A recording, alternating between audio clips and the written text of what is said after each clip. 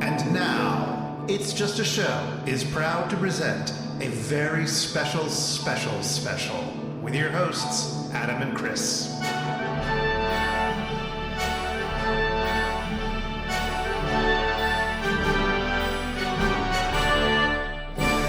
This time, I watched MST3K Live, the great cheesy movie Circus Tour. And I stared at my picture of Joel Hodgson and cried. Aw, I am sorry that you weren't able to make it down to New York to see it with me. That would have been lots of fun to go together.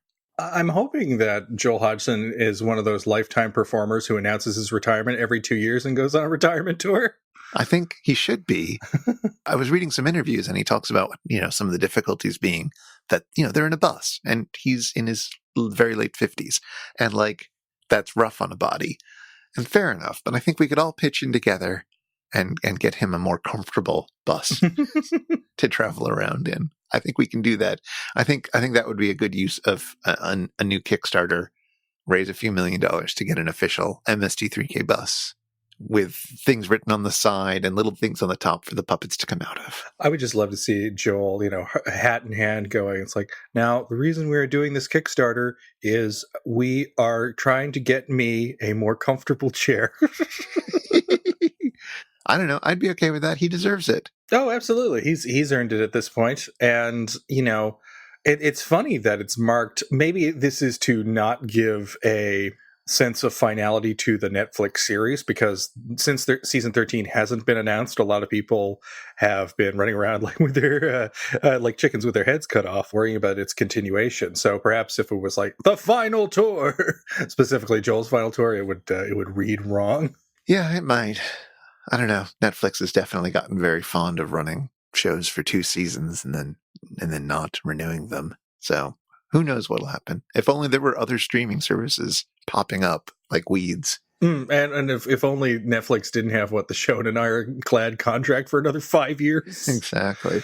But who knows? In that time, if the show is canceled, we'll get a nice Sense8 style reunion movie. So why are we doing this weird episode instead of covering another normal episode? Well, it is technical difficulties season, I suppose, and it's been like that all year. But yes, I suppose due to what I can only describe as scheduling conflicts, we have to bang out an episode before we get to the previously announced Operation 007, so that we can still make our recording dates and such. I'm currently a full-time student, and I'm also doing an unpaid internship as a joke writer for a comedy pilot that may or may not see air because, pilots. So I have this amazing opportunity, which admittedly I'm not profiting from, other than the connections and the experience and such, which I genuinely appreciate. But it's that's been a huge time suck and will be a huge time suck for the end of the year. Yeah. Also, the tour is going on right now, and we wanted to talk about it before I forget everything about the show that I saw.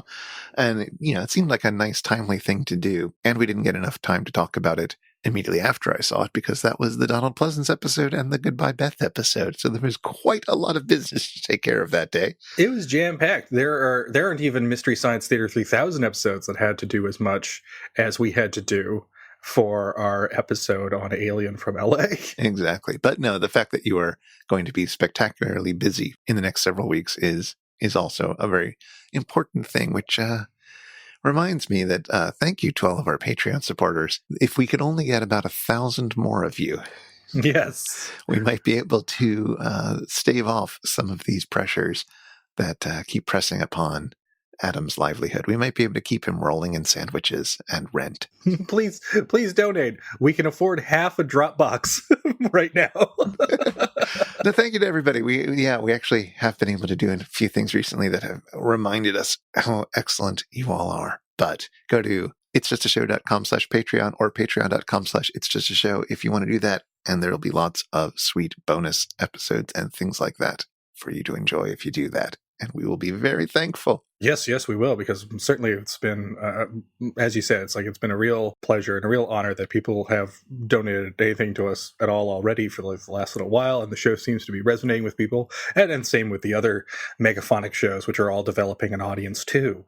So those of you who have donated, and those of you who can and do, that's really, really sweet and very touching, and it is really helping. And it's been great to get to meet everybody who's been donating and who's been joining us on the Slack and all that. You're all good people as far as I can tell. Yes, and we know you're good people because the test is that one of the chat rooms is a cute animal preserve where we post largely photos of cats, and everyone's reaction can be described as glowing, which means you're all good, nice, loving cat people. It's true. If you've been hunting around the internet for a place where you can see cute pictures of animals, finally, we have something to offer you. Yep, we've narrowed down the niche market of cute cat photos and me popping in every once in a while to share a GIF of Gilman.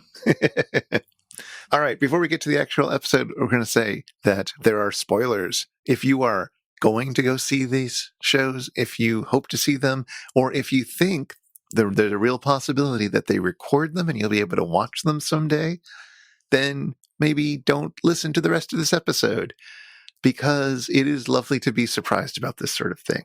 And I'm glad I didn't know anything going into it. Then again, I know that there's a certain school of logic that is pro-spoiler in the sense that it's less knowing about what is going to happen than seeing how it's going to happen that's going to really affect you. So, I don't know. What is your stance on spoilers, listener? You will know whether to keep listening to this episode or throw your phone in the garburator.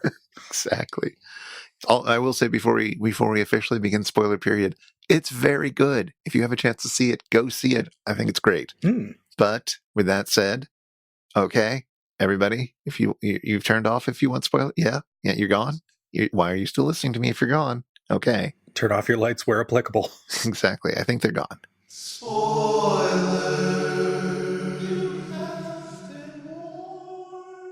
All right, now we can talk about them. Woo. Hey-oh. So the first of the two movies that I'm going to talk about is Circus of Horrors. And this is what happens in that movie. We begin with a group of adults who are approaching a little girl at a water pump. Nothing suspicious here, but what's this? The sweet little girl has like a scar or something on the side of her face. Ugh, apparently. Well, anyway, good thing that our main character, a man by the name of Schuler, is the most talented plastic surgeon in the world. And he makes the girl's father, played by, you guessed it, Donald Pleasence, an offer. He says, I'll tidy up your girl's face in exchange for a share in your business. Well, how can the dad say no? Both girl and dad are completely happy with the results of the surgery. She gets so excited that she runs around shouting at all the animals to look at how pretty she is. And Donald Pleasence gets so drunk that he tries to dance with one of the circus bears, who mauls him to death.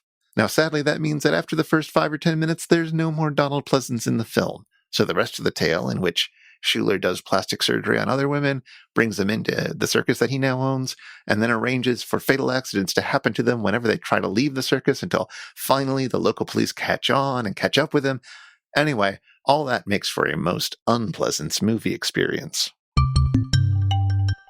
Now, Adam, you've seen this movie, of course. It's a Donald Pleasence movie. You must have seen this before. How could I not?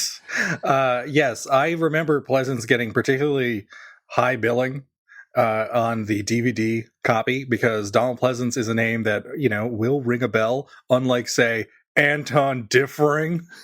He is the top listed actor on the title card. Oh, what a bait and switch. Yeah.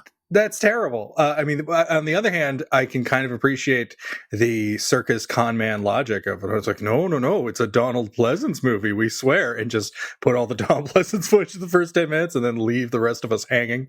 But I at least gave the movie a pass of, it's like, okay, we've got Donald Pleasence. And if I recall correctly, he's doing a bit of an accent. Yes, as I recall. Yes, and he's wearing a delightful wig, and then the bear comes and hugs him. And the bear looks like, when we see those close-up shots of Donald being hugged to death by a bear, the bear appears to be made of the same material of that wig. Well, maybe that's how Donald Pleasence made his wig. The circus master shaved it off the bear. That's true. Perhaps they just had a large, hairy, lumbering stuntman that they kept shaving, and that's what the wig was made out of, but there was still plenty for him to stand in as the bear. Is this one of the top Donald Pleasence death scenes? Well, it's funny. He got killed off 3 times in the Halloween series, and they're all better than this. All right, fair enough. And in one of them, he is practically hugging the villain. So there is, at the very least, in Halloween 5, that connection where he passes out, and what was originally supposed to be his death, but later got retconned as the character having a stroke. Where he is just passed out atop the villainous The Shape. That's the closest that we get. No, there's some spectacular Donald Pleasence deaths, like in another British horror film that also has a circus element that's called The Freakmaker, aka The Mutations. Mentos. Oh, what I wouldn't give for that do do do do do do do music to kick in. Donald Pleasence transforms somebody into a plant. People scream, but he offers them a mint, and everything is all smiles after that. But as I recall from the rest of the movie, Differing is kind of an actor. I've heard that he's better in other things. I've seen him in exactly 2 things: this and a terrible, and I mean terrible, Doctor Who serial called Silver Nemesis, in which he is head of a neo-Nazi group that is trying to team up with the Doctor Who villains, the Cybermen. Right. And oh god, it's just terrible. It was the show's silver anniversary episode, and it could not have been more embarrassing. And he died shortly after that, because that was 88, and I believe he died in 89. Well, he's definitely playing somebody very Aryan. Mm-hmm. It's not entirely clear from the plot whether he's supposed to be actually German or English, but I don't really want to go into the details of the plot too much. But nevertheless, he's got that look, and he's sort of holding himself as an actor might, very haughtily, let's say. Yeah. Which is good for a sort of world-renowned plastic surgeon, vaguely mysterious past, now being a kind of, he's not the ringmaster, but he's the owner of the circus. And I guess it's perfect for the great cheesy movie circus theme. Is that a part of the show? Is there a circus-like feeling to the host segments? Not so much in this one. There is in the other one. I think because this is a circus movie, they didn't need to do circus sketches, whereas the other movie is not a circus movie. And so they did various circus sketches in order to have the theme make sense. Mm-hmm, mm-hmm. But let me walk you through what happens in some of the sketches as best as I can recall from the notes I took as I grew increasingly feverish over the night. Because remember, I immediately fell down with a sickness that knocked me out for the rest of the weekend. So my memory is a bit hazy on some points, but both of the shows begin with Joel walking out on stage with a beautiful cherry red guitar, electric guitar, and singing the theme song, which is very sweet, obviously. Mm-hmm. He doesn't have the best voice in the world, but that's okay. And he plays this really weird arrangement of the opening theme song, but that's delightful as well. How would you describe it? Well, he's using these very strange chords, and it allows him to stretch his voice, but also to sort of show off how little of a singer's voice he has, which basically sets the tone of it as this is a very unprofessional kind of thing. This is a very Cowtown puppet show, as they say. It's very much getting back to the simple roots. We're putting on a show. We're going to please you, but it's very human. It's very much, we're just doing this thing that's going to delight you, but we're not showbiz. We're just putting a show on for you. So it's I think it did a really great job of setting your expectations at the right level. And it's interesting. I guess you didn't see the live shows with Jonah. No, I didn't get to see the 2017 tour. Yeah, and it makes me wonder, was it similar? Well, to that, all I can say is that I overheard people talking as we left the theater on one of the nights, specifically comparing it to the previous tour, which again, none of us got to see. And they very much were agreeing that this is a lot more rough around the edges in a delightful way. That they liked it a lot more than the previous tour, and it was specifically because it brought back that KTMA feel, if I may, in terms of how glitzy everything was. Yeah, well, I mean, that's something that, as great as it's been to have the show back, it's like you do miss it. It does feel, we were talking about this a little bit on Alien from LA, that the show has become more and more distant from its roots, but the original run always had a center that was KTMA, and that KTMA Cowtown puppet show feeling.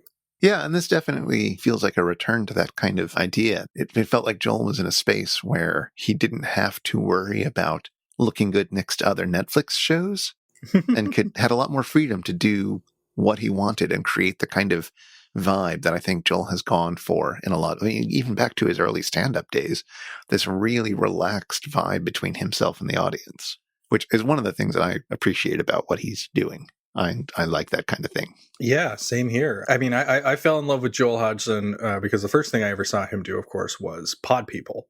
It was one of my earliest MST3K experiences, and it invited me in a way, like even more to the show. That environment and that sense of you are hanging out with Joel and seeing things through his point of view, that the rest of the cast and crew are helping him realize that.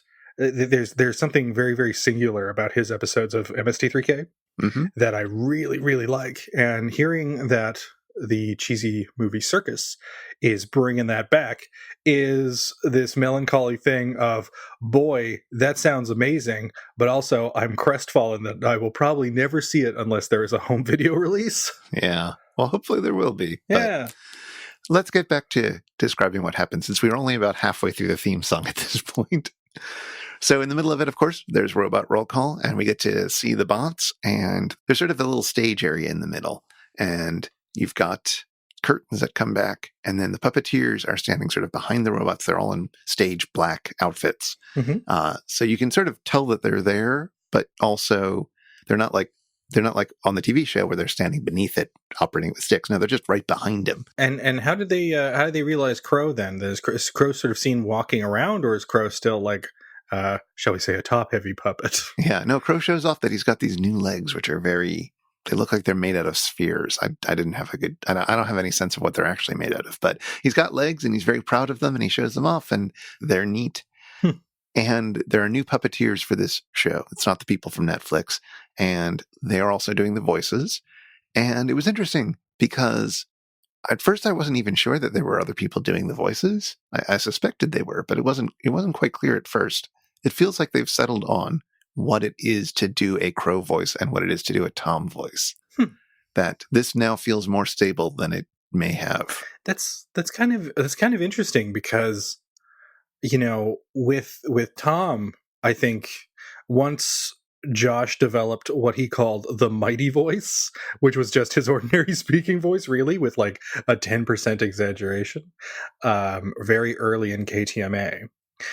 That was sort of settled on. It's like, oh, Tom has like a big booming radio announcer's voice. He should always have that powerful booming baritone. That's what Tom Servo sounds like. And Baron doesn't quite sound like that on the new series, but he still sounds like someone who would be doing radio, which is still part of it. So he does the Tom thing in his own way. But with Crow, at least in the original series, you had Trace, and Trace did it for more than 7 years and gradually developed what Crow would sound like. But when Bill Corbett took over, Bill Corbett did his own voice, really. And so to me, like, there is no sense of like what Crow should sound like, but it looks like in the new series and the promos for Cheesy Movie Circus, they've settled on a Crow voice and it's nasal. Yeah, it's nasal, it's sharp, it's got a particular sassy affect to it, I guess. Yeah, I mean, if you've seen the Netflix shows, then you know what they're going for with the Crow voice. This is just somebody else doing that voice, but it feels like it's a point that more voice artists could hit, rather than something as distinct as what either Trace or Bill were doing. That's my sense of it, that they're sort of they're finding a standard that a lot of people could hit.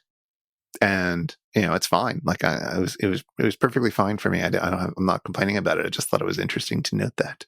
Yeah, no, that's kind of interesting in that, and perhaps this will uh, calm the fears about the future of the show, which is if they're creating voices that are essentially templates. This is Tom's voice, this is Crow's voice, and they'll settle on what other puppet voices sound like later. It's interesting to me then, because then they really are laying down the game plan of, oh, people will do Tom and Crow because the show will go on forever. Yeah. Which is Joel's plan, admittedly. That's something he stated that he wanted time and again, is that he wants this show to go on forever, like SNL. Exactly. Well, so we also get Gypsy, but we now get a sort of streamlined tour Gypsy, which is a bit smaller. And because there's been a lot of recent discussion about the appropriateness of the name Gypsy, Joel reintroduces Gypsy as GPC.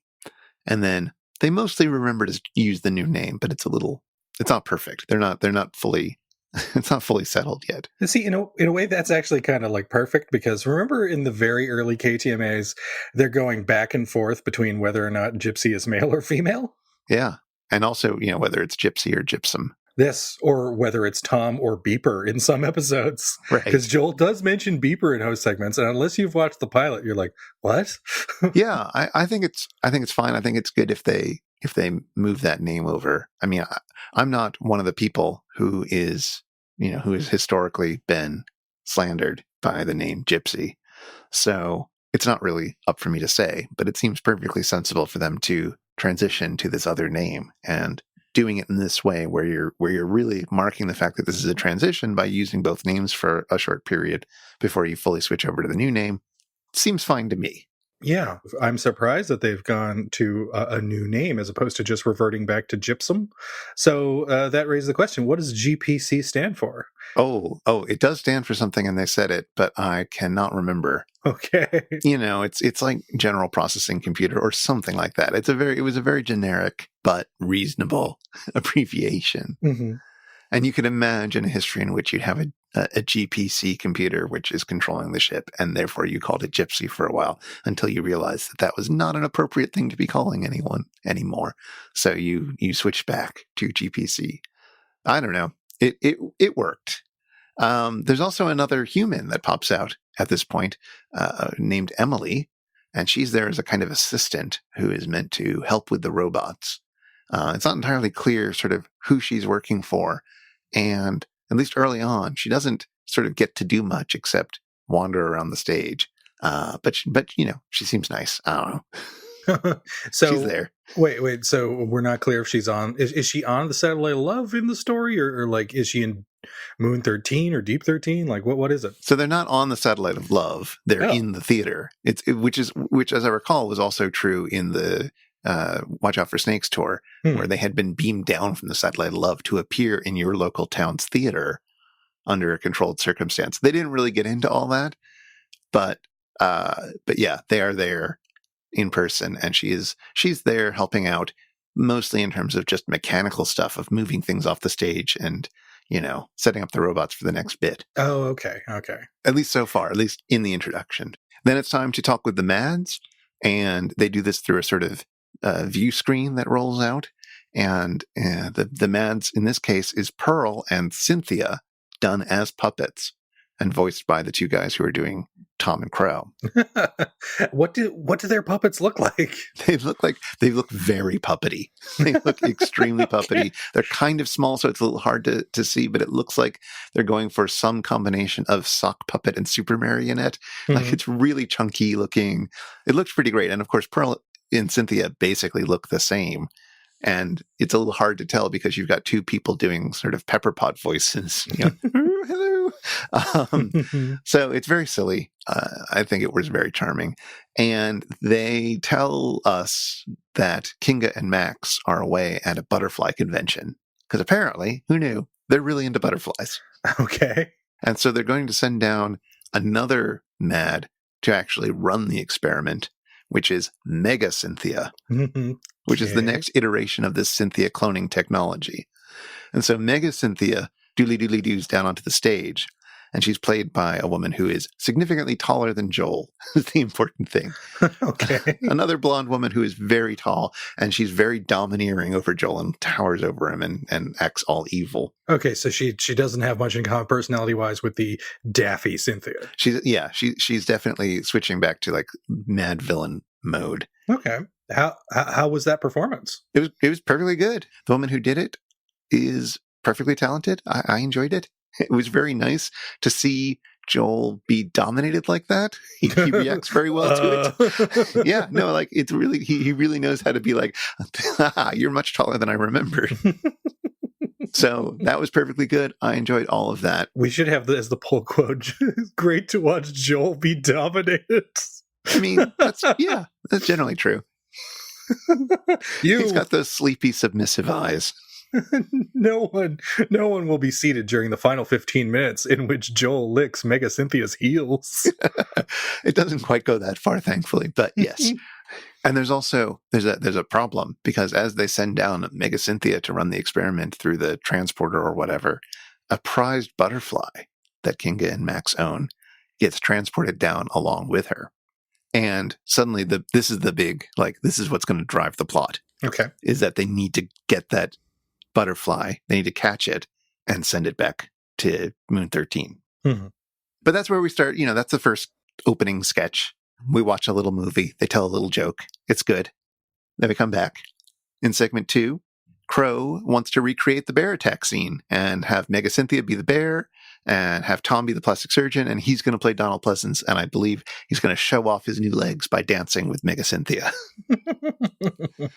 Comedy ensues. I see. And yet, of all the bots to impersonate Donald Pleasence, it should clearly be Tom. Yeah, but Crow wants to show off the legs. Well, fair enough. This is Crow's dream. So, of course, he's going to pick the Donald Pleasence thing and give Tom the Aryan plastic surgeon character. I mean, and that makes sense. And if there's one thing that Donald Pleasence was renowned for, it was his great legs. Yeah, exactly. So then go back to doing a bit more movie. Come back in segment 3. Before the intermission, Tom has an announcement to make. He too has legs. Okay. And so he's going to take a turn dancing with Emily. And I think they sing a song. I can't remember. I didn't write it down. But yeah, Tom also has these little string of spheres legs and gets to dance for a bit, which seems a little unfair considering, he can already fly. Yeah. What does he need legs for? He's just showing off at this point. He is totally showing off. But, if you give one of the boys a present, you got to give it to the other one too. I suppose that makes Joel the perfect dad. Exactly. Then we've got an intermission. And then after the intermission, Joel comes on stage and he talks about an invention that he made way, way back in the day, which he sold to another comedian puppeteer type person. But he's gonna show it to everybody now. And what it does is it allows you to transform a person into a puppet. It's kind of a device that you put around their mouth so that you have a mouth that you can open and close. And he invited somebody up from the audience and got a little information about him and then strapped him into the thing. And then Joel ventriloquized for him. And had him say all sorts of ridiculous things. And, the few biographical details that had emerged, he was able to incorporate that, classic ventriloquist stand-up comedian type stuff. It's a very charming segment. Wow. And a throwback to the olden days of, Joel appearing on Letterman and stuff. Yeah, it very much had that kind of vibe. And I got the sense that was around when he devised this doohickey anyways. But it sounded like he never incorporated that into his routine. Now, I'm assuming he's telling the truth here. It is Joel. Who knows? But it seems pretty likely. He didn't name the comedian that he sold it to, but I don't remember his name. Oh, was it Geechee Guy? It was not Geechee Guy. I would have remembered that. And it wouldn't have been Gallagher or Gallagher 2. No. And nor Joel's Gallagher. Sworn enemies. Yeah. Gallagher Jr., Diddy Gallagher, none of those. No. Nor Dixie Gallagher, the one lady Gallagher. Yep. There's a really interesting thing around here. I think it was after that they went back to do the next segment of the movie. And the section that we had already seen in a rift started playing on the big screen. And it took them a little while to realize what was going on. And then it took them several minutes to fix it. But it was a really great moment of getting to watch them absolutely improvise for a few minutes to cover for the flub. how was that handled? Like how did they deal with it? Well, Joel made a joke that early on he had said, "Oh, it's an MST3K show, so things are gonna go wrong. You're gonna see the strings, puppets are gonna fall apart. It's gonna be fine." And he was like, "Yep, I told you early on." And Crow said a joke. I wish I could remember it, but it was incredibly sharp and off the cuff. I mean, I guess it's sometimes as a comedian, it's a bit easy to make a joke when things are going wrong because the crowd is already really primed for you to say something funny. But he nailed it. So it was really nice to see that the puppeteers had a good sense of humor as well, right? Like they handled that situation very well. I was very happy. And that's also good to hear too, because I imagine that there was a good joke in one of the promos for the Watch Out for Snakes tour, which was puppet voices are subject to change. Oh yeah. And sure enough, that did happen because I believe Baron was on the tour. I don't think Hampton was, but eventually Baron had to leave because his wife had a baby. Oh, right. And now you're getting a brand new set of puppeteers who were trained by Grant Baccio, I think it is. I might be messing that up. Yes. Grant B. Grant B. The great Grant B. And the other guy. They apparently showed them the ropes for how to operate the puppets and going on tour. And so like people involved in the TV show collaborated. I know that on that note, head writer Elliot Kalin wrote jokes for this tour, which makes sense, Yeah. And so, but that raises the question then. It's like you're getting this extra iteration, did you quickly feel comfortable with that? I guess where you said you were having trouble pinpointing that, but was there a sense, did you talk to anyone who was at the show or just get a sense of, people acclimatizing or like immediately getting a feel for our new voice actors and puppeteers? I didn't hear anyone comment about it. I haven't seen anyone comment about it except wishing for the stability that would mean that Baron and Hampton could be on the tour and that would make them feel more comfortable about the prospect of another season of the show and things like that. Not seeming to understand that the new MST3K is staffed in a very different way, where everybody has actual other jobs and they just get together for a few weeks to record a season's worth of shows. Yeah, isn't it weird that Mystery Science Theater 3000 was once the calling card of the cast that we once knew and loved, but is kind of like the hobby of most of the cast and crew. It's like their podcast. Exactly. So I haven't heard anything from anyone else, but I can absolutely say that I had no real problem with it once things got rolling. And especially once, we had these kinds of breakdown improvisatory moments. It was great. I was completely happy then. That sounds amazing because you not just, and I imagine it's like that for a fair few of the shows, because hey, live theater happens and a live puppet show, God only knows, that you have to sync tape up with and everything. Whew. So you get both a show, but you also get a poopy tape. Right. Yeah. Which is what everyone wants. Absolutely. I mean, who hasn't whiled away the time, especially on nights that you can't sleep and you put on the poopy tape and you just smile yourself to sleep. But on that note, we're also talking about certain charms. Joel, I have not seen in the jumpsuit since... And really, it was a long time since then. I mean, not counting Cinematic Titanic, but there was that great DVD Rhino 10.2 feature in which Joel and Crow, voiced by Trace, and Tom, voiced by Frank, show you how to properly take care of an unlicensed DVD and put in your replacement one. Right. And that was great. And it was fun seeing a slightly more heavy set, much balder Joel still being Joel. But what was it like? I guess, I mean, you've never seen him live before, but what was it like getting, the original gangster, the OJ, the original Joel, up there in an older state? Like, what was that like? Was his energy different, or was it like nothing has changed except a person's body? Yeah, the energy wasn't too different, especially if you've watched his stand-up routines. It is more energetic than that, perhaps, and more direct. Okay. but it's still that same energy. I mean, obviously, Joel is my favorite host. Mm-hmm, same. And so I, was particularly pleased to see him there. But this is also the kind of energy that I like to see in the show. His refusal to get the show perfect, to insist upon the show not having everything move super smoothly, and seemingly to go out of his way to be less prepared and occasionally trample over people's lines during the sketches, or even during the introductory opening song in the 2 shows that I saw, he didn't quite play it the same way. And he seemed to be pushing himself to have, slightly new material each time he did it. Partially just to keep from getting boring for himself, but also to keep everything a little bit more spontaneous and uneasy, and to create the kind of spaces where, while they're riffing, they can react to each other. You can really feel like you're in a room, as you literally are, in a room with 3 people who are enjoying being with each other. Even if the lines are mostly scripted or almost entirely scripted, there's still space to have honest reactions during it. Yeah. And it seemed like that was a very important part of his, let's say, philosophy of performing. Yeah, that sounds like the perfect recipe for MST3K, and certainly would be responsible for that feeling, like you said, that it feels like MST3K as it once was. Yeah. So getting back to the show, in segment 4, Tom sits upon the butterfly as a way of catching it, and as you can imagine, the butterfly flapping under his hover skirt gives him certain feelings. Mm-hmm. And as I recall, he decides that maybe he is no longer scared of butterflies, that there's a certain beauty to them after all. And so then they finish up the movie, and then in the final segment, Tom has taken the butterfly back to Moon 13 through the transporter, but something has gone wrong. Can you imagine what could possibly go wrong in this situation? Oh dear. Well, then they've sucked Tom through. Tom has become part butterfly due to a transporter malfunction. Of course. And he spreads his magnificent new butterfly wings.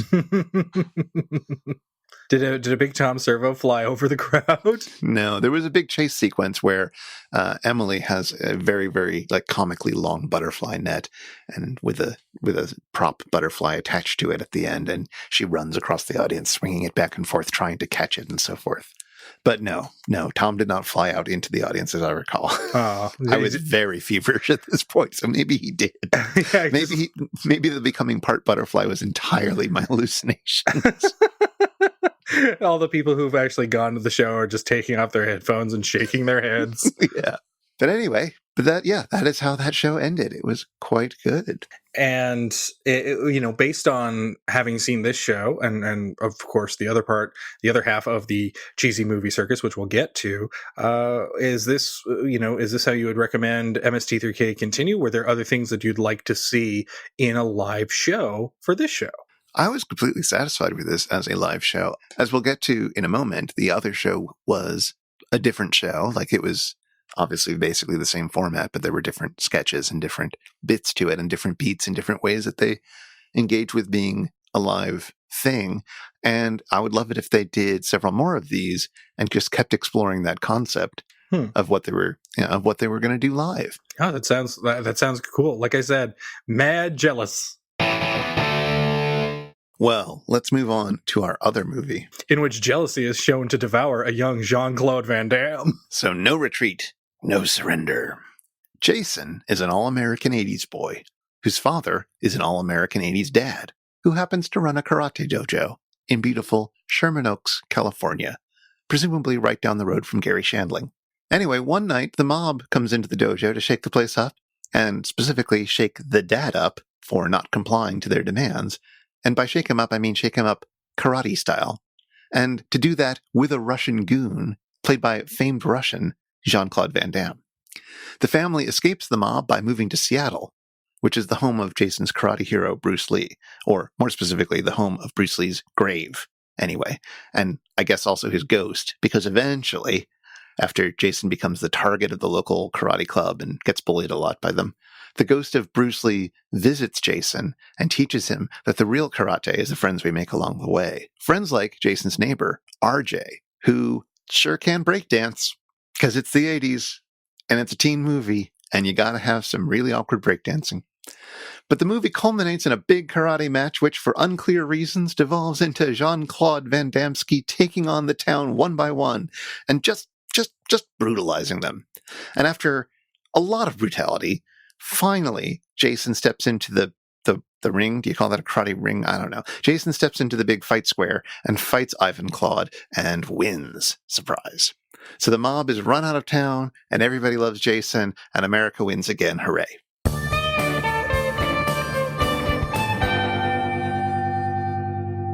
Now, have you seen No Retreat, No Surrender? Yes, I've seen No Retreat, No Surrender. It's a cable, it was at the time, like in regular rotation on cable for channels like TBS.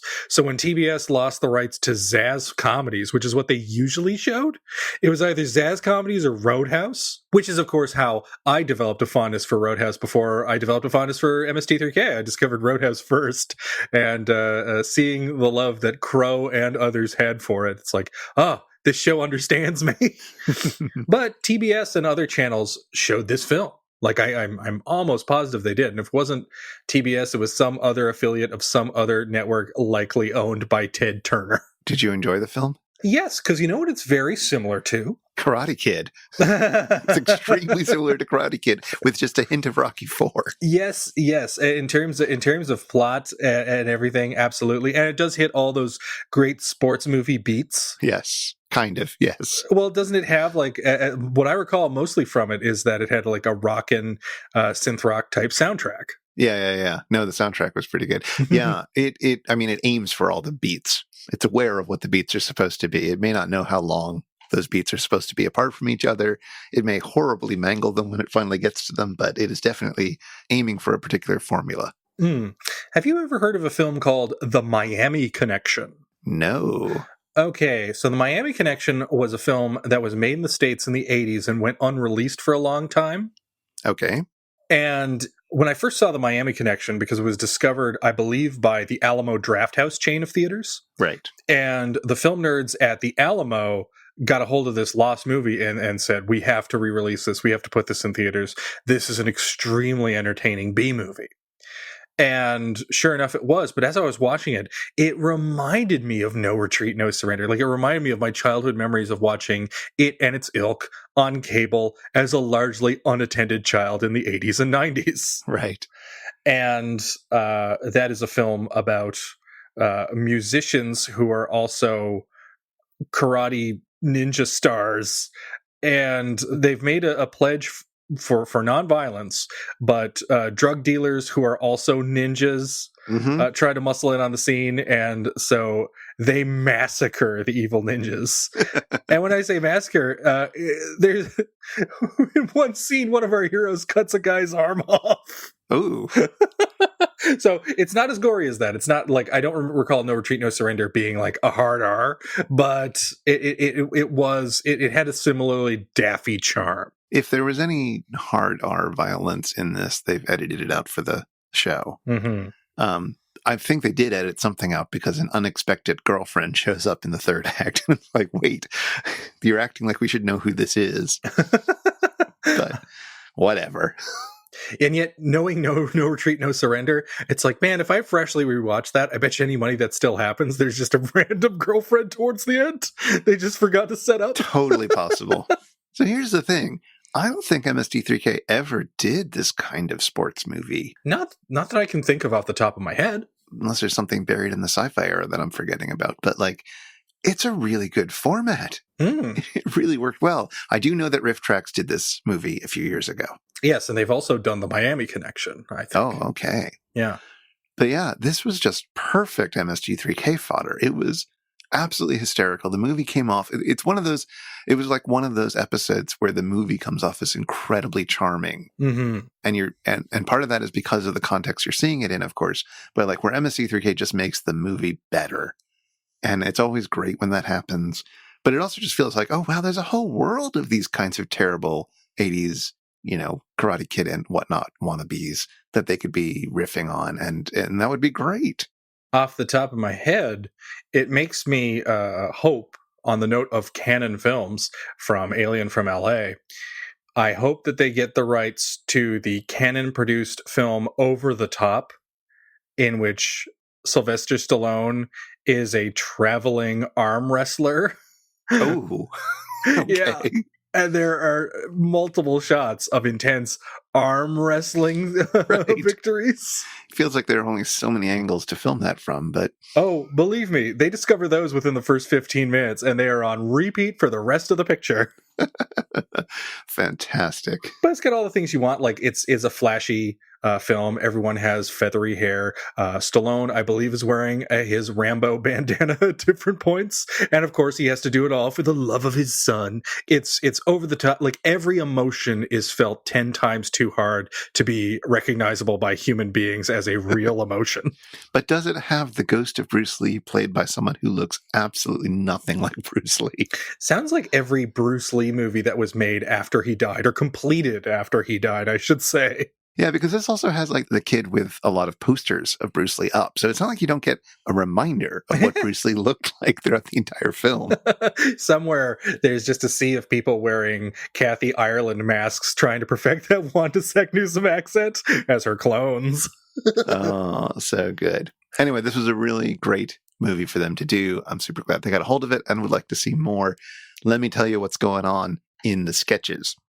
There's no butterfly business. The opening is basically the same as what I described before, but there's no butterfly stuff. This time we're going hard on the circus theme. The last time we had a movie that had a circus. This time we're going to have sketches that have circus. So in the first segment, after the first section of the movie, the running gag in this episode is that they're kind of putting on a circus. Tom is basically the ringmaster, but Crow keeps popping in because he's super concerned about safety. And in the first segment, he sings a song all about safety in the circus to the complete frustration of Tom. It's a pretty good song. I don't remember anything from it right now, but it was good. Next segment, we also get another circus theme. Crow is being a strongman act with his new legs, which he's very proud of. And he's going to strain to lift up the barbell. And as he's straining, and then from under him, so to speak, a bunch of random props pour out of him. And then he keeps straining again, and more stuff pops out from the previous tour. Stuff pops out that makes no sense. Just all sorts of stuff. Even Joel says, boy, this is just an extended poop joke. Which it is. That's all that sketch was. And then you go to intermission so that they can clean that up. And then after the next segment, you get another circusy thing where this time we've got Tom with a very, very, very realistic torch with very, very, very realistic flames that aren't just pieces of plastic with a light bulb behind them flapping around. And he's going to have GPC swallow some fire. And Crow intervenes, warning again about safety, which frustrates Tom because, as he says, it's not even real fire. But Crow's like, safety is important. And nevertheless, Tom rebukes him and has GPC swallow the fire. And I don't remember what happens then. Because, again, feverishness. And then in the fourth segment, Crow has legs, which he's going to be showing off now by riding a unicycle, which, as Tom points out, sounds perfectly safe. And there's some jokes about how if the Muppets can do it, so can he. Now, those were all very good and fun sketches. I don't know if you have any questions about them, because the really interesting thing that happens is in the very closing. Then I confess I am very curious about that, because I haven't heard much of Emily and what she would be doing as the, I guess, consort between Joel and the Mads. Consort. That's an interesting choice of word. Yeah. But that's true. She had a few things to do with the butterfly catching that she was tasked with in the other episode. In this one, she's had a few random small things to do, but not much. But at the very end of the show, after the movie is over, Joel doesn't come out on stage with everybody. And in fact, they can't find Joel. He's disappeared. Ooh. And yet they find a plaque with a message on it from Joel. And the message sounds an awful lot like what he left behind when he escaped Satellite of Love during the Mitchell episode, which, they read out, and it's a very sweet thing, very much like in the Mitchell episode. And then Mega Cynthia starts looking around for a new test subject, some schlub in overalls that isn't going to be missed, and settles on Emily. And I believe Joel then came out and said, basically thanked everybody and said, this is the last tour that he's doing, and that Emily's in charge now. Or I forget whether he said it or whether it was just implied. Mm-hmm. But it was a really interesting proposition, because especially in that show, which was the first one I saw. They were back-to-back nights, but this was the first one that they did. But it was like she hadn't had a chance to shine at all in that show. Mm-hmm. And yet she was suddenly being given the mantle of the next host. I mean, even in Mitchell, Mike gets to do a lot more. And I guess you're watching it knowing that Mike is going to take over. Yeah. Certainly when I saw it back in the day, the first time it was aired, it was like, oh yeah, that's the new guy. Okay, And he's got plenty of funny lines, such as the immortal, "Hey, you guys watch Joe Don Baker movies?" Exactly. Emily doesn't really get a chance to shine like that. Although, I think she'd be perfectly good at it from what little I could tell of her. Like, she had that sort of meek every personishness that seems to go well with the job. So if they did another tour and it was very much modeled upon this, and Emily was in the host position, I would go see it. No problem. But it would be curious to see if that's going to happen. Like, I have no idea. And what that would be and when that would be and how that would interact with the show schedule. Like, it raised a lot of questions about the future of MST3K. Yeah, I mean, it's interesting. So you can't help but wonder now, do the shows, because of course talking about continuity and Mystery Science Theater 3000 is a fool's game. Yes. But what if, just to throw a theory out there, what if, the series is going to continue as it continues? We get our hypothetical and much craved season 13. And of course it's Jonah back, and it's picking up from the cliffhanger-y type ending that 1206 gives us. Okay. Then what if the shows, your host, your human, is Emily, and I guess to have star power, because previously you had Jonah, and you also had, I think Cynthia was on tour for that one as well. I think so. And you had filmed cameos by Kinga and Max.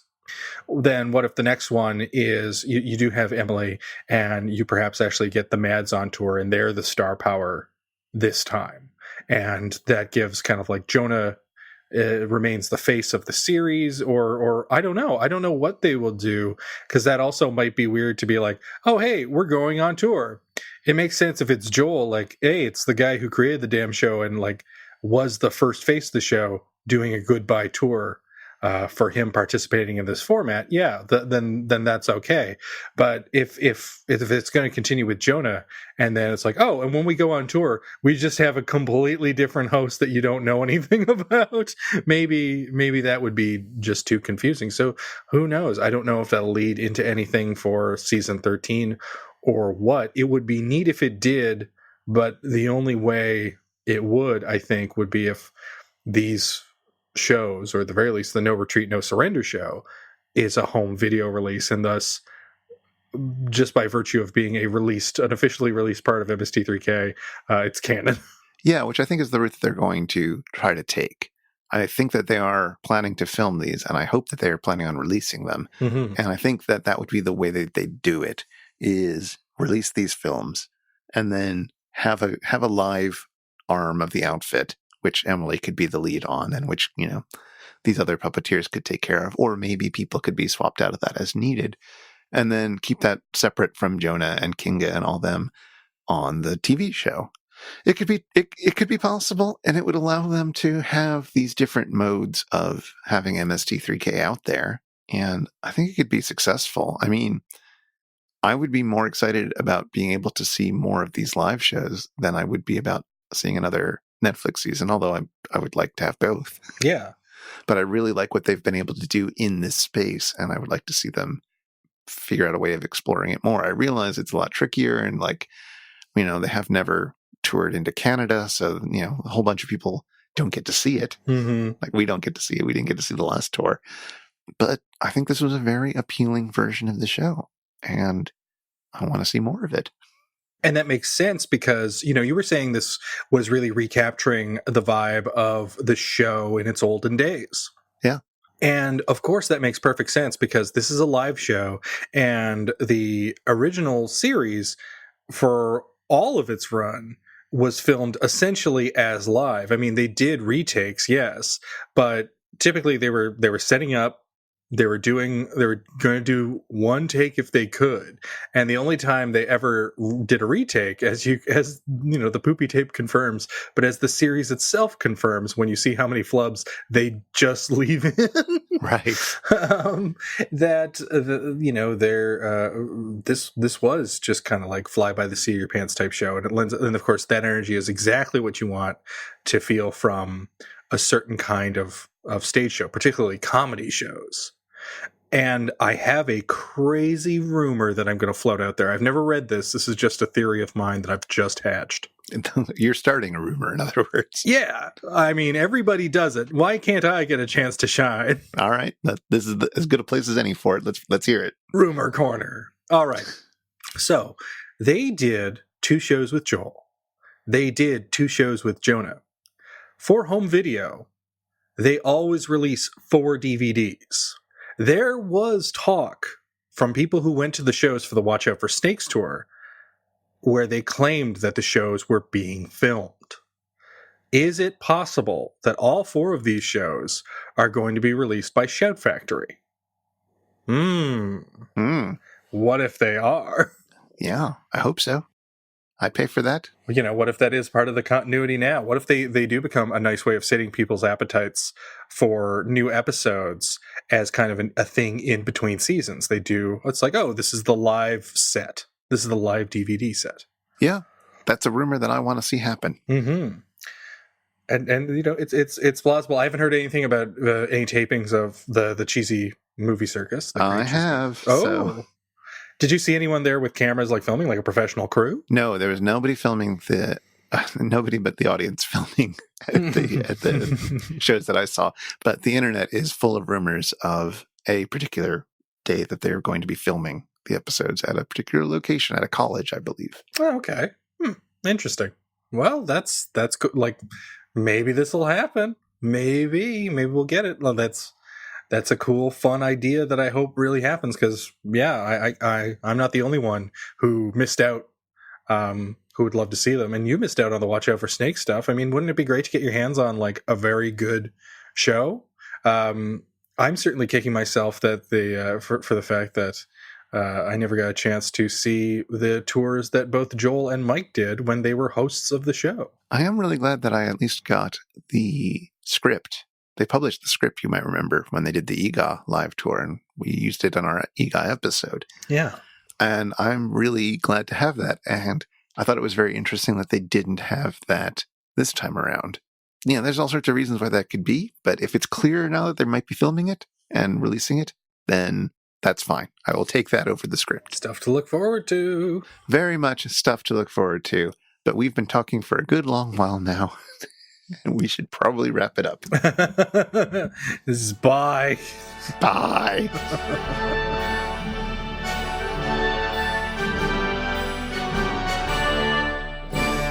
And so Mega Cynthia down onto the stage.